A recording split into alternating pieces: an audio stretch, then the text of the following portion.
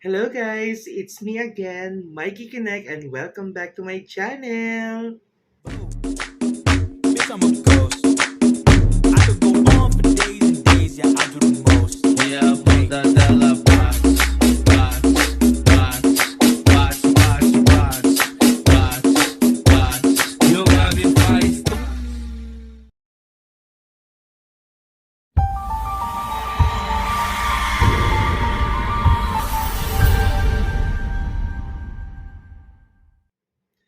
For today's video, ayan, sorry po hindi ako nakapag-update ng aking 6D microblading healing process day 7 kasi medyo naging busy ako kahapon kasi kahapon yung pinaka last day ng healing process ng aking kilay. Ayan. Pero anyway, since yun na nga ang pinaka last day kahapon, same pa rin naman. Kung napanood ninyo yung from day 1 hanggang day 6, nag-a-apply ako, lalagyan ko ng toner and anything, ayan. And today, hindi na ako naglagay kasi, ayan, isi-share ko sa inyo, sorry, lumalabas yung buhok ko sa, sa ilong. Ayan. So, isi-share ko sa inyo yung aking conversation with Browlandia Marikina Branch. Nagtanong ako sa kanila kung ano na ang next step after ng day 7 or last day ng aking healing process. So, ito po yan mga kakonek. Kung mababasa ninyo ang aking conversation with Browlandia Marikina Branch, hi, good afternoon. Talong ko lang po, ika-7th day na po ng healing process ko. Tomorrow po ba, i-stop ko na ang toner and ointment and back to normal na ako?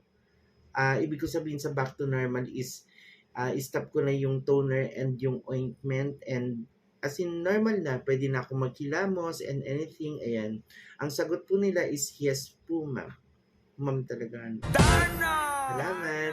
Ayan, kaya nag-thank you ako. So, ayan, yan yung convo ko with Browlandia Marikina Branch. So, it's now healed and one last look for the last episode of my microbleeding.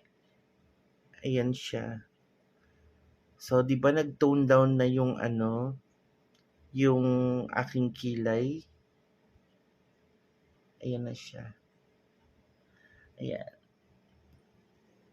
So, I think that's all for my vlog today.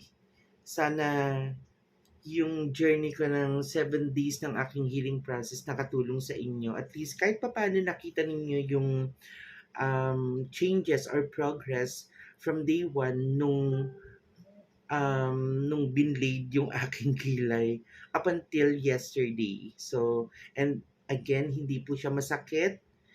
May topical anesthesia. When we say topical is through the skin, pinahid para mamanhid yung kilay and then saka in-undergo yung procedure. Ayun. So, sa mga gusto magpaganda ng kilay dyan, again, hindi ito pampaarte kasi talagang sabog po yung kilay ko, pinaayos ko lang siya para naman presentable ako kapag nagvo-vlog ako sa inyo mga kakakonek. So, again, this ends my vlog today. If you like this video, please give it a thumbs up, share this video, and click the subscribe button below and the bell icon next to it and click also that you will be updated on my next video. So hanggang sa muli mga kakonek, have a wonderful day and God bless. I love you all.